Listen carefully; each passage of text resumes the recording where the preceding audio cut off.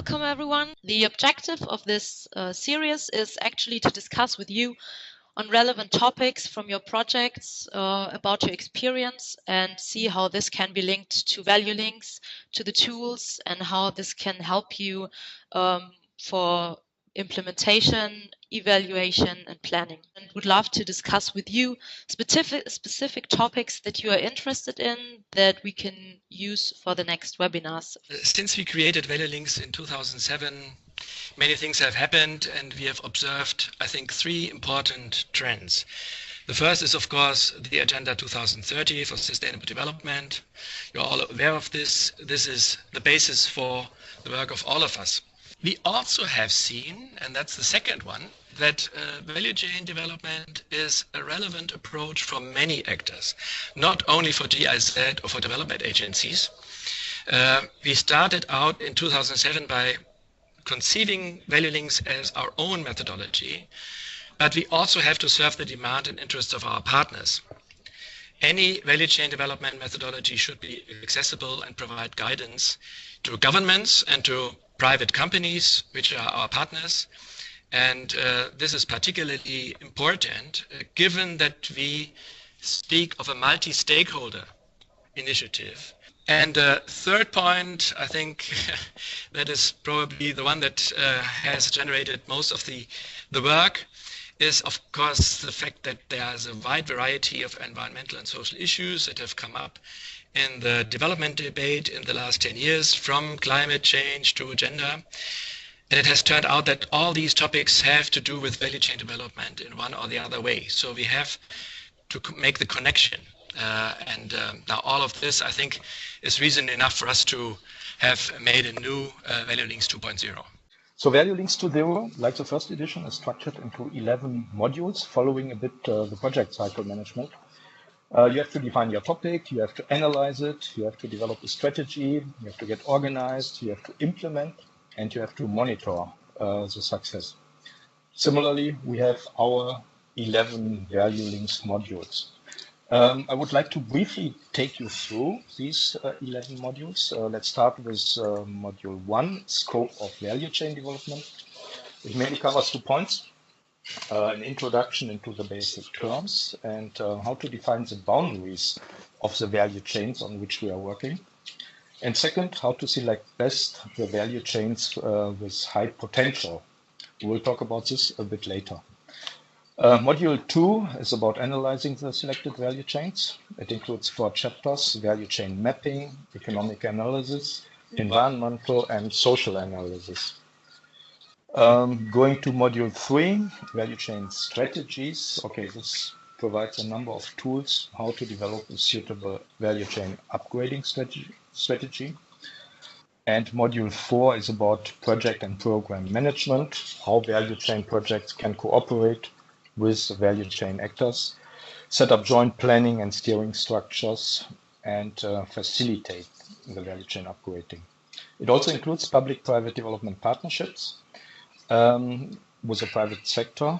This was a separate module before. Now we included it here. These 4 chapters, modules, are part of the first volume of ValueLinks. And in the second volume, we have the modules 5 to 11. And modules 5 to 10 present different value chain solutions for the upgrading of the value chain. We call this a toolbox, out of which we can choose a number of options. And depending on the problems and potentials of the specific value chain, we can choose the most relevant solutions. The solutions include business models, the promotion of vertical and horizontal business linkages, better access to value chain services. Module 8 is about value chain financing. Module 9 about services, about standards, and 10 about policy instruments. Module 11 then about data management and monitoring. Each module is structured in a number of chapters that provide a lot of detailed information and instruments. To summarize, I find from my side that ValueLinks has a very clear and straightforward structure.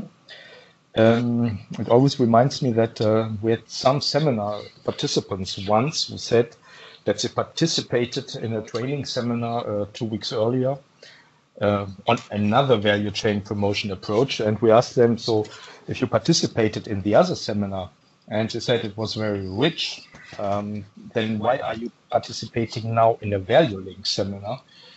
They said, well, we are here because now we want to know what can we do concretely.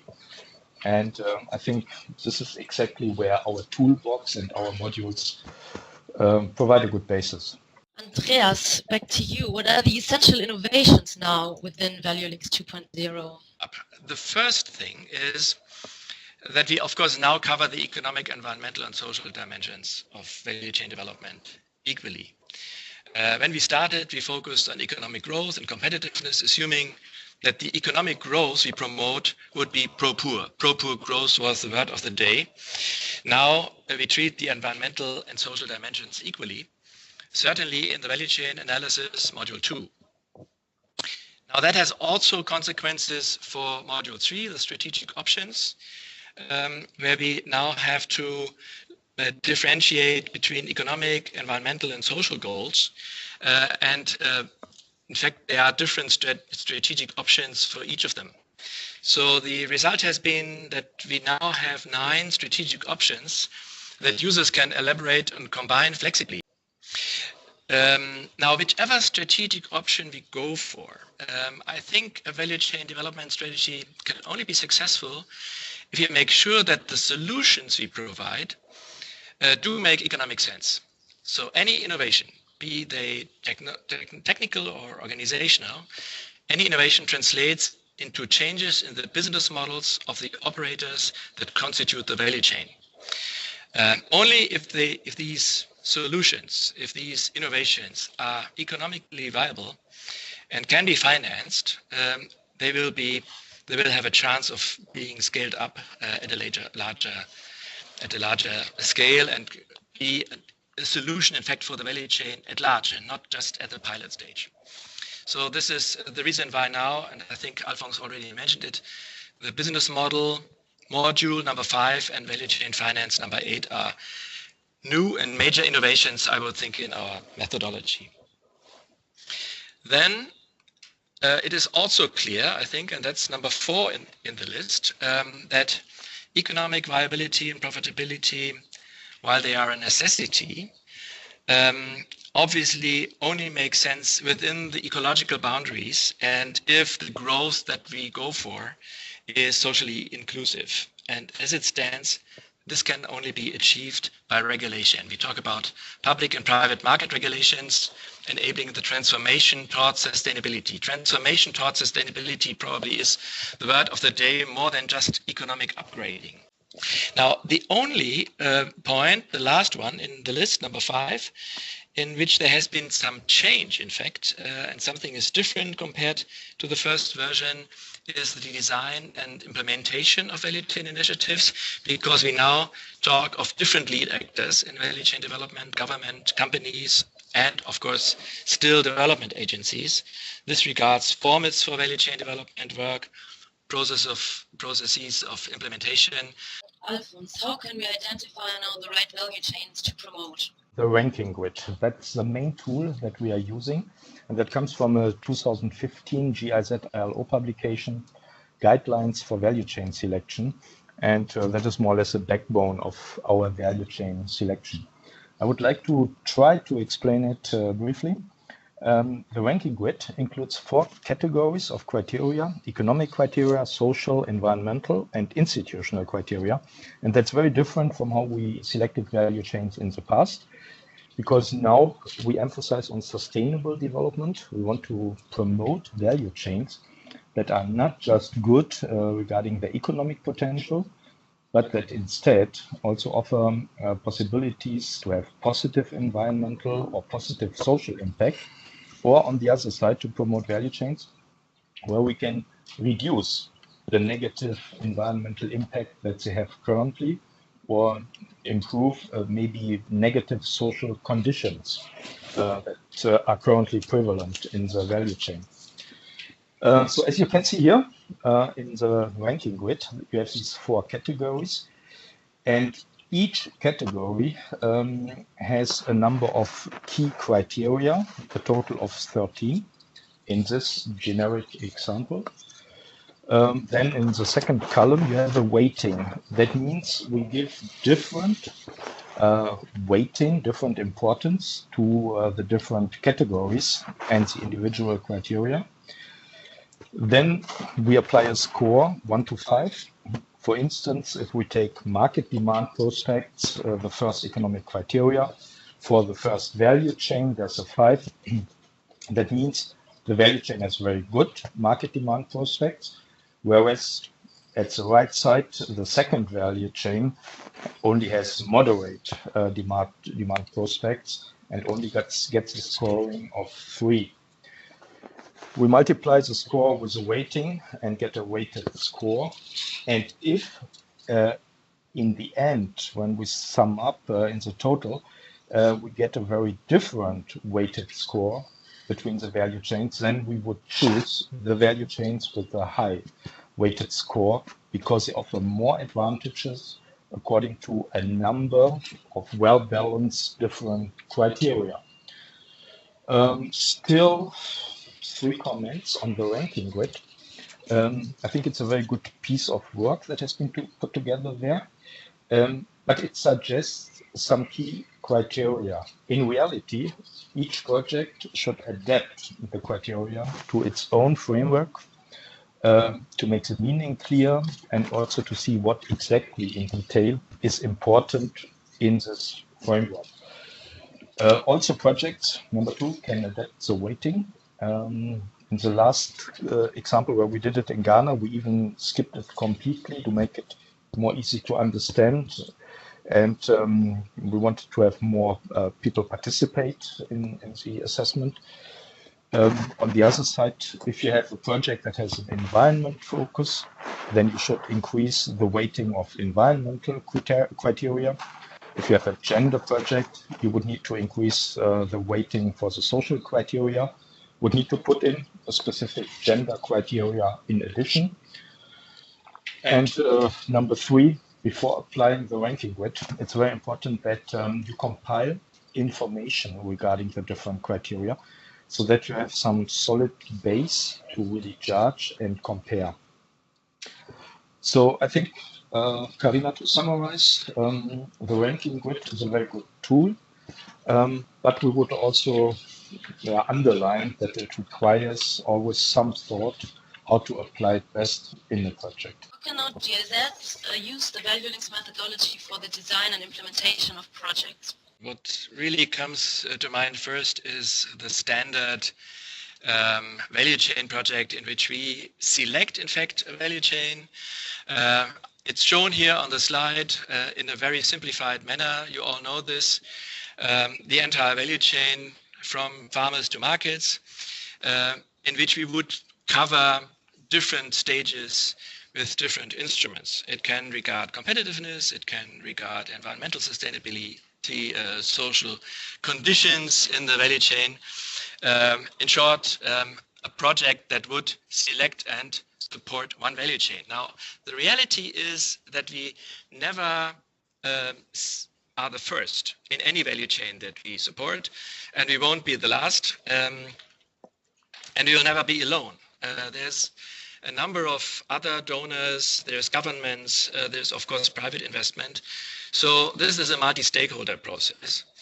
And the consequence has been, I think, in GIZ and also in other donor agencies, that we are more and more focusing just on one stage. Most of the time it would be the primary production stage.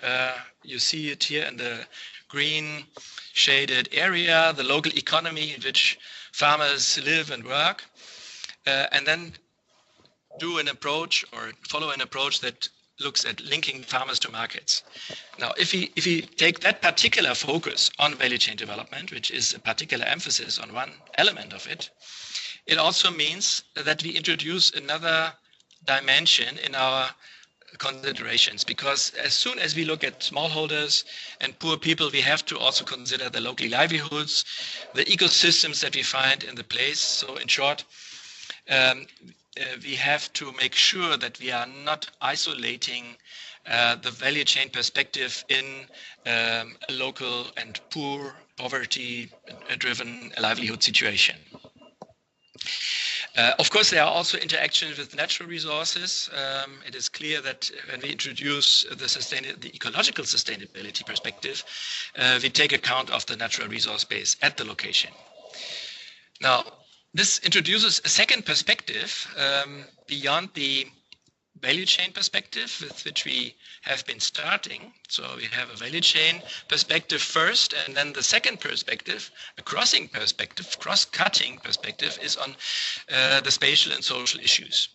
Now, in fact, more than 90% of our projects are of that nature, being at the crossing point of the vertical and horizontal perspectives, and taking a value chain perspective plus a spatial, social, or natural resource perspective at the same time. Now, it is also possible that we have natural resource management programs that introduce a value chain perspective. So there the starting point is the cross-cutting issue, and then the component would be how can we make sure that there is an economic perspective as well.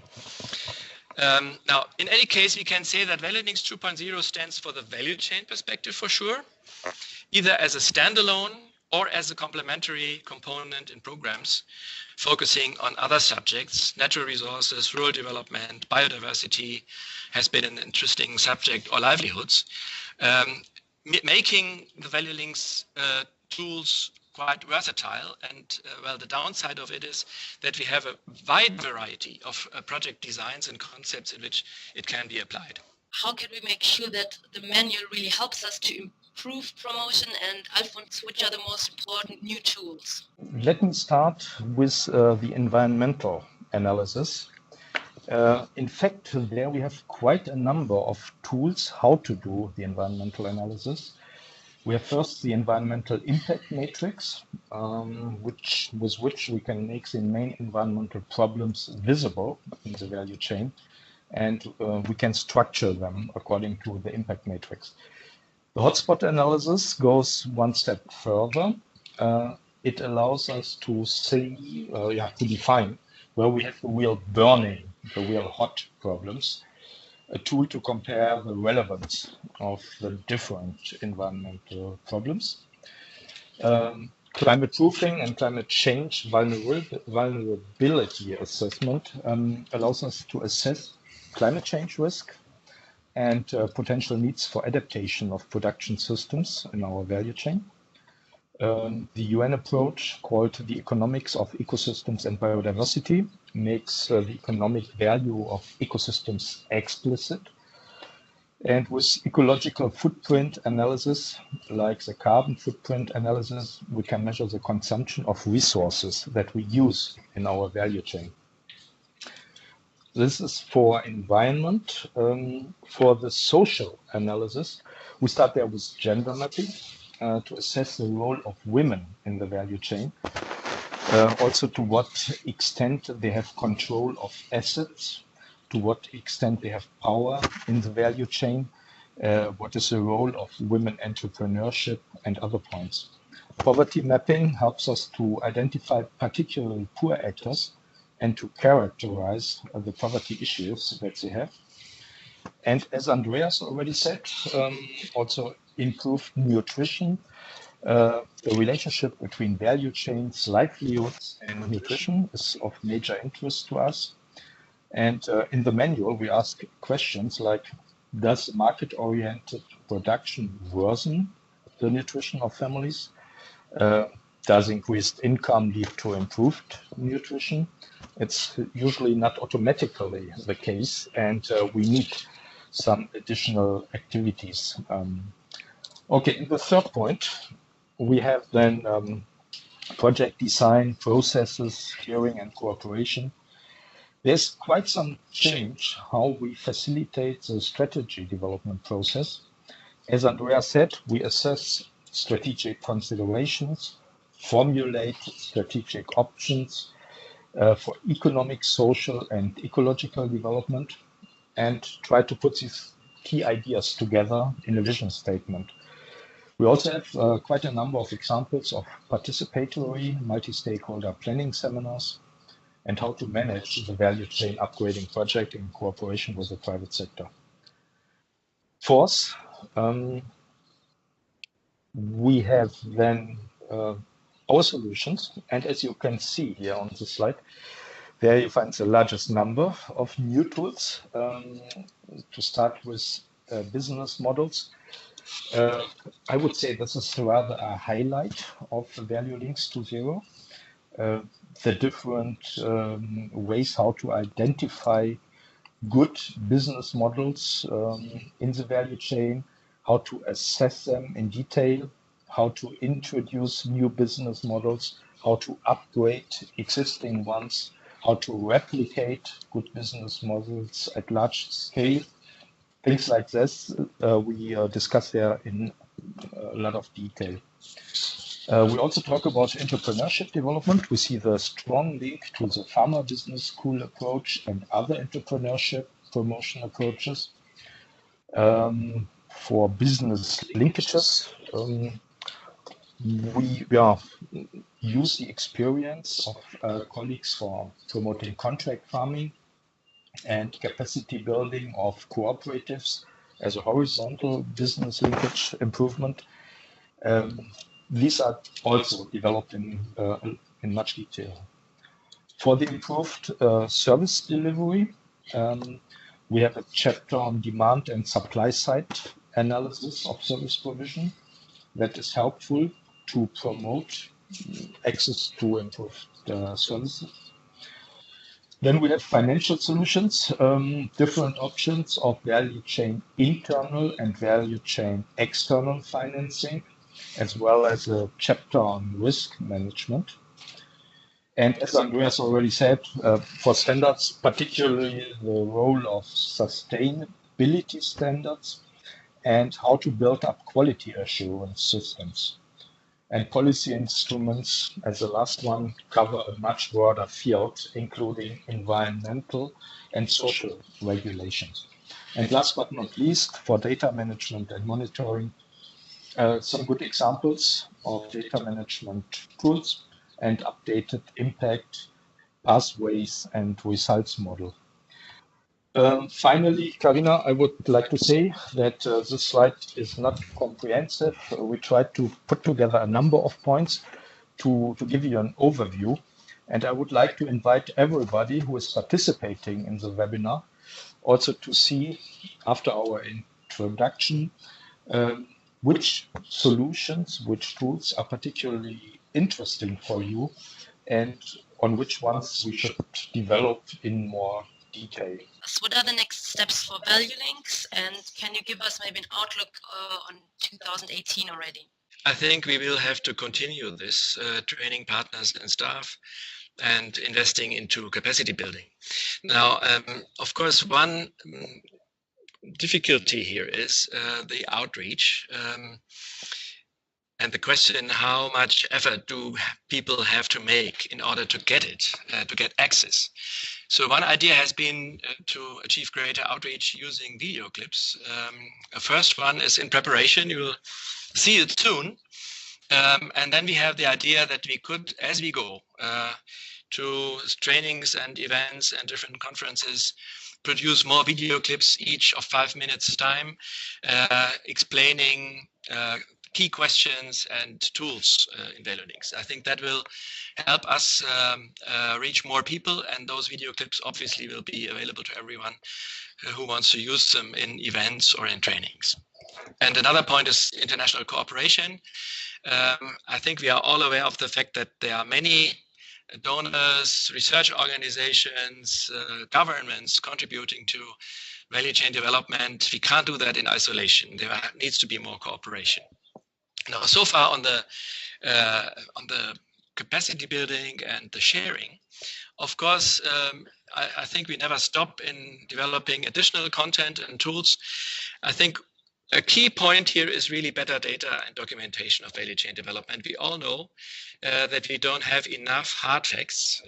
Quantitative figures are rare or they are contradictory. And I think if you want to report to the funders and also be better in our strategy discussions, we need better quantitative data. That's again something where the international cooperation I think can help, because we don't have to find our own data all the time. It is something that can be done in collaboration. And the other 2 points, of course, as ValueLinks is a tool or a methodology that is generally applicable, we have to see how that looks if we apply it to different specific economic sectors with their particular conditions. So every sector, every value chain has its own conditions. Those we need to consider and apply accordingly. And then there will certainly be more issues and therefore more complementing tools, from financing solutions to gender to anything else that becomes relevant in practice. Now I would like to open up actually and get back to you colleagues participating here. Which questions do you have or comments? And maybe I hand over to Eva. The first question was about the manual itself. So is the ValueLinks 2.0 manual already available online? And if so, where can we find it? And then we have a more practical related question regarding the application. So have the new tools of the ValueLinks 2.0 already been applied in project? And could you give us some examples? And then the third question is, who are the international partners you work with regard to improving data? You find the 2 volumes of ValueLinks 2.0 either on the DMS site within the GIZ intranet, or you can go to the valuelinks.org website where you find it under valuelinks.org/manual. I was in March or April in Ghana, and I was quite surprised that EU consultants doing a project planning for the European Union used already the ValueLinks manual and our way how to select value chains and develop their ranking grid in a very similar way. And this was a very good basis for GIZ later on, when GIZ was asked to implement this project. So I was surprised that this spread easily outside the ValueLinks community. And also the multi-stakeholder planning seminars we applied for the mango value chain in Ghana and also in other cases. We just had a good opportunity to do 3 gender and value chain studies. It will be discussed as part of the regional conference of the Green Innovation Centers in Nairobi later this year. The same is true for environmental analysis, where we also have examples. And business models, yet another. Yeah, I think it is by tools, by different fields of application. And that is to do with the fact that ValueLinks is a collection of tools. I have taken part in a value chain conference, in fact, last week in Addis Ababa, organized by the CG research program on inclusive value chain development, in which IFPRI is the leader, and there is 6-7 other CG institutes, International Agricultural Research Institutes, collaborating. And we have clearly seen that subject. There is a lack of quantitative data, and they are right now investing into collecting quantitative data. Now, what it also means is we have to see that they are not the only ones. There's the European Union with its value chain analysis for development program, $8 million just being invested into new value chain studies in Africa, most of all. All of them generate data, and the conclusion was that we have to bring these data together and that we have to find statistical definitions, be uniform in our understanding of what we are looking for and in the definitions of the data, so that we can in fact collect that information and build up over time. That is still new, but it is very necessary, I think. And besides the CG institutes and the European Union, I can also quote UNIDO and FAO, who would also be part of that one. I see there's a question on how we selected the different criteria. In fact, we did it in a very simple way. We did not use any additional source. We will use our ValueLinks manual and found these key criteria quite useful. And then just in discussion in the team, we tried to clarify the criteria and adapt them more also to the objectives, the specific objectives of the project. And it was a discussion process. We did not have a look at other documents or specific criteria of the United Nations. Maybe a word on gender mapping. That is another question that just popped up. I don't think we talk about a standard element of the methodology in the sense of being it obligatory. It all depends on the institution applying ValueLinks, and I'm pretty sure that at GIZ, of course, we always want to do gender analysis. But from the methodological point of view, it is just an option. If you can assume that technological organizational innovations will impact on gender relations, I think there's no way around a gender mapping exercise. The gender mapping is not so complicated. I would just like to encourage you to have a look at the ValueLinks manual, and how to do that, I think, is quite easy and also provides a very good overview quickly. So it's something where don't be too reluctant, just try it once. And there will be a guide on gender in value chains soon to come as a result of the 3 studies that have just taken place, commissioned by Karina and colleagues. The next 3 topics or questions are: which topics shall we discuss in the coming sessions? Can you, from your project experience already, maybe contribute on these topics? And then, of course, we would also like to know if there is a consensus or if there is a critical mass interested in one specific topic so far. I mean, we've heard now gender, bit, data issues, documentation, as well as environmental issues. Maybe there are more topics that you're really interested in, that you would like to talk about specifically within the next webinars. How ValueLinks can help you, what it has to offer with respect to that specific topics, how it could help you to solve some issues with implementation maybe. I would like to answer the question of Veronica. In fact, ValueLinks trainings, as we are doing them, already include the new material, the new modules, the content of the different modules that has been changed. Our training material is updated. In fact, year by year, we always included new things, and we have it up to date for ValueLinks 2.0. A point is that in many countries, we trained ValueLinks trainers, and it's a bit the question whether the local capacity on providing ValueLinks trainings is up to the level of the new manual.